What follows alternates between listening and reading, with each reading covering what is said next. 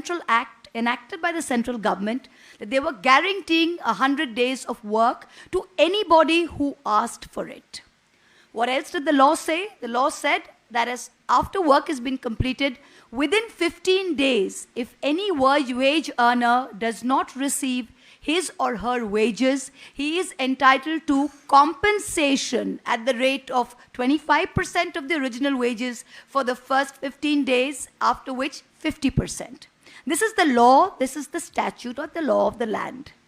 Currently, since December 2021, West Bengal has been denied 7,500 crores in NREGA payments.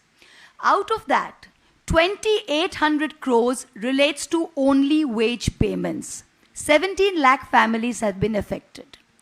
What do I mean by this? I want to say this very clearly in very simple English. This is if somebody is working, if you as a media person or as my sister as a bank employee is going and working a full month, they're coming back home, they check their bank account, they find they haven't been paid.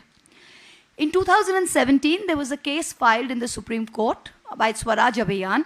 There are two very strong orders by Justice Lokul of the Supreme Court, which says very clearly that non-payment of wages to NREGA workers amounts to forced labor. It is forced labor, it is bonded labor, and it is in violation of Article 23 of the Constitution.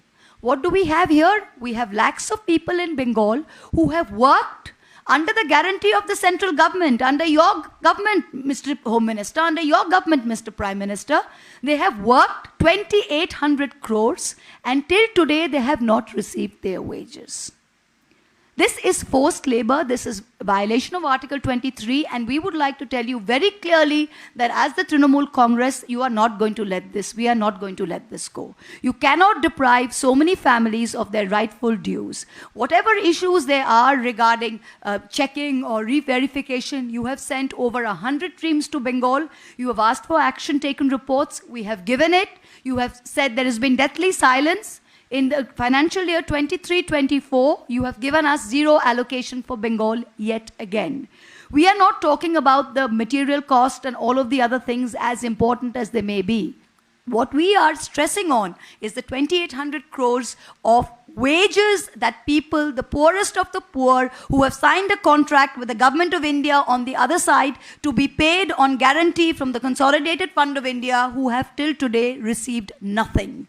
This is a blatant violation of the law of the land, and it is against any law of humanity. I think that's very clear to you, Mr. Home Minister. So when you come here as a leader of the BJP, which is sitting in government, which controls the Panchayat and Rural Development Ministry, this is the second question that you have to answer. The third, aside from the Manrega, there is also the question of the rural housing mission.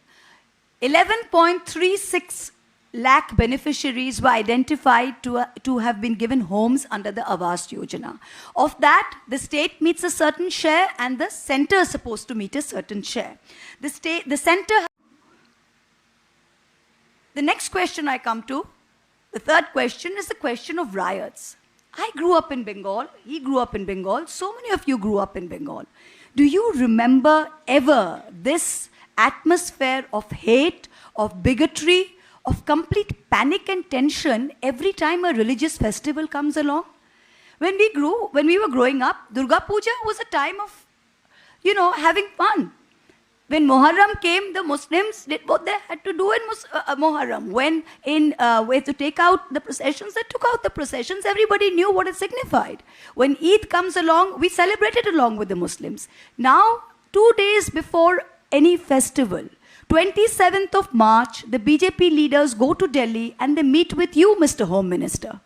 On the 29th of March, they come back and from Sham Bazar they say, tomorrow please watch the television. And on the 30th of March, the Ram Navami riot starts.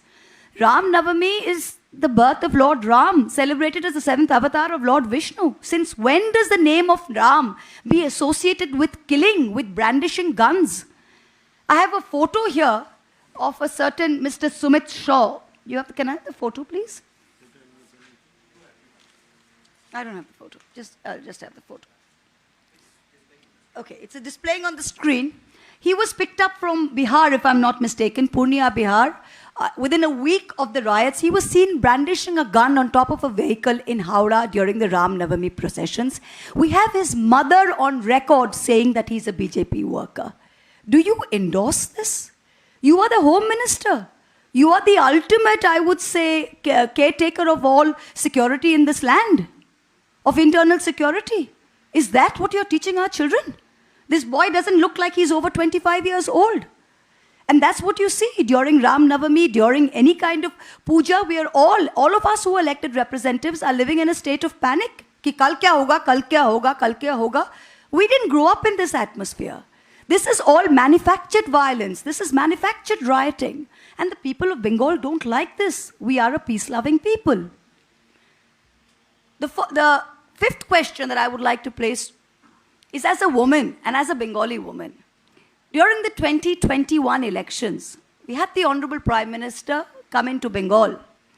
And he very famously from the dais asked our Honorable Chief Minister, the only woman Chief Minister in India, Diddi, oh Diddi. I remember calling out the Honorable Prime Minister at that time and saying that he reminds me of a roadside Romeo sitting on a stool and catcalling a lady who went by. And when I remember saying that, people came and said, how do you say this? How do you say this? I said, I didn't say it. A young girl who was watching him on television saw it and said, Didi, ঠিক এরকম rocket ছেলের মতো কথা বলছে না? So that's how an average Bengali girl felt. That's how an average Bengali woman felt. I was simply giving voice to that thought. So Prime Minister, in keeping with that tradition of 2021, we have Mr. Vijay Varghese, I think his name is. I tend to forget these names because your observers for this great state change so frequently in the hope of grabbing power.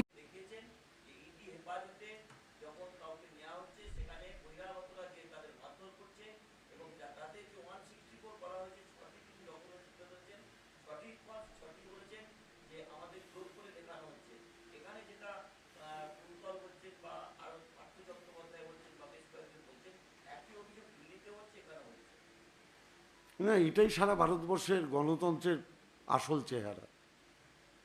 আমরা তো এই জন্য বলছি গণতন্ত্রের পীঠস্থানগুলোকে নড়িয়ে দেওয়া হচ্ছে। মানুষ যেগুলোতে আস্থা রাখতেন, বিশ্বাস রাখতেন, সেই বিশ্বাসের জায়গাটা নড়বড়ে হয়ে যাচ্ছে। আমি তো বললাম, তার মানে কি গণতন্ত্রের উপরে তো আঘাত। আপনি ইডি হেফাজতে যদি বহিরাগত ঢুকে পড়ে, এটা গণতন্ত্রের পক্ষে ভালো না এটা হিটলারি কায়দা?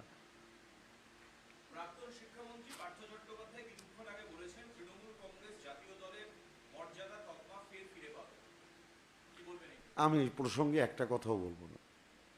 উনি বলেছেন ওনার ব্যক্তিগত মতামত, আমি এটা বলতে পারবো না। উনি তো এখন পার্টিতে নেই, অতএব আমার পার্টির কোনো লোক বললে আমি উত্তর দিতাম।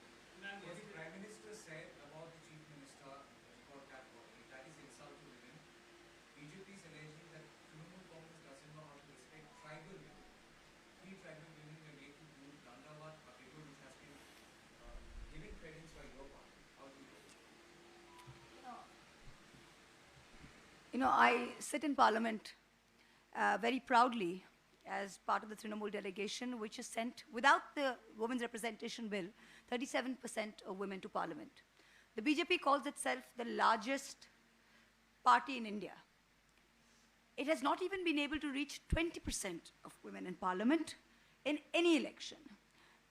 Far from reaching, they have put ordinances on, they have promulgated ordinances on a variety of issues. They have held absolute majority for 2 elections now. What stops them from bringing in the Women's Representation Bill? What stops them? That means that you will have tribal women go in and have a seat at the table and be able to be vocal about issues like this that they claim that we have done. What is stopping them? What is stopping them from putting women at the table where it matters? It's in his hands. Why isn't he doing it? You've been in power 2 terms. Bring in the Women's Reservation Bill. We didn't need a bill. Mamata Banerjee didn't need a bill to tell her to do the right thing. We have got, aside from the Biju Janata Dal, we have got over 33% women in Parliament. Only one of 2 parties that has done it, right? So we don't need anyone lecturing us on how to treat our women, least of all this Prime Minister. Dada, oh Dada, we really think you should stop now. Thank you. look, any incident which happens where you have issues where one political party is claiming that X or Y or Z happens, I would like to come back to the BP and say that you are in power in Uttar Pradesh. Bengal today is one of the safest places for women. Calcutta has been consistently rated the #1 safe city for women. The states, look at the states you're in power in Madhya Pradesh, in Uttar Pradesh. Look at the abysmal rate of violence against